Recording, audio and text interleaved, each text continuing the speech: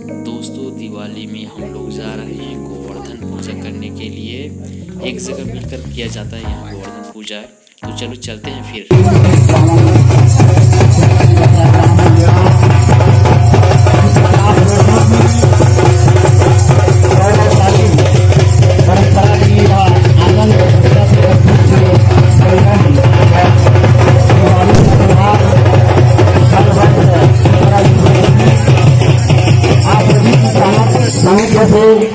बड़ी धूमधाम के साथ मनाई जा रही है दिवाली की पावन पर्व पर मैं समस्त ग्रामवासी माता इस वर्ष भी बड़ी धूमधाम के साथ यह गौरवशाली दिवाली का महापर्व हमारे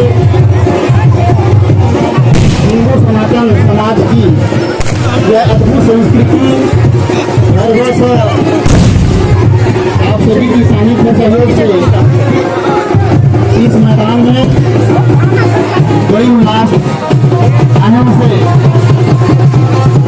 अद्भुत उल्लास की यह संगम हर वर्ष हम मनाते हैं। उसी का इस वर्ष भी हम मना रहे हैं। तो आप सभी अपनी यथाई स्थान में खड़ा होकर के अद्भुत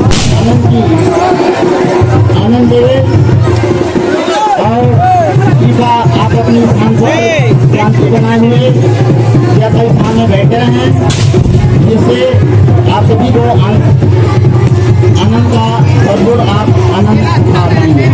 जय श्री कृष्ण।